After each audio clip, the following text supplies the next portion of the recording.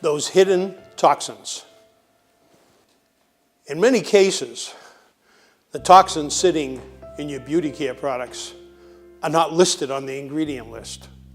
There's several ways to get around listing the toxins. And unfortunately, in too many cases, the ones that are not listed are the ones that are the most dangerous. Let's take a look at a couple of them. When you have products inside the skincare products that are made from petroleum, those chemicals or products that are made, in many cases, are made through a process called ethoxylation. You don't have to remember the term, it's not that important. Right? But what is important is ethoxylation creates byproducts. And in fact, a lot of people use mineral oil and they say, isn't this great stuff? Or petroleum. Well, those are formulated through the oxidation process. And they contain two very toxic ingredients. In fact, they contain two ingredients that are so toxic, they're actually banned in Canada and most of Europe. One is called 1,4-dioxane. That has been found to be in about 60 to 70% of all breast cancer patients. A lot of it comes from the skincare products that women are using.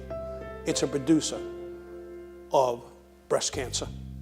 A second byproduct chemical is PAH, which is really polycyclic aromatic hydrocarbon. It is just as bad as the dioxane, but it affects cancer in all parts of your body, not just in the breast area, which is what the I,4-dioxane goes into. They're never listed. The government doesn't require processing ingredients or byproducts to be listed. A second thing that skincare companies do in order to hide the really bad ingredients is they use a term called perfume to make it fancy, so it sounds so French, or perfume. Perfume is basically a conglomerate of chemicals. And some perfumes can contain up to 200 toxins unto itself.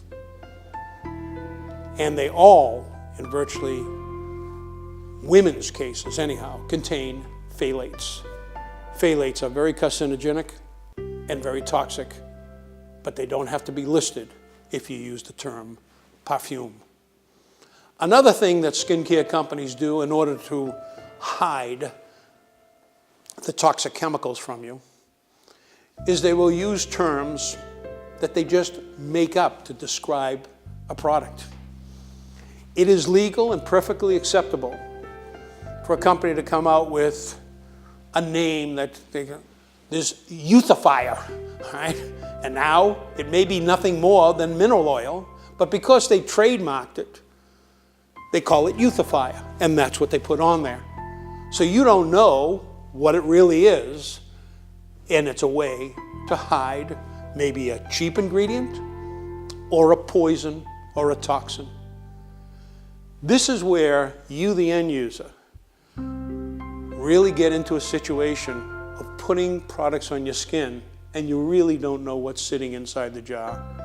Here's what I promise you at Replenish Plus.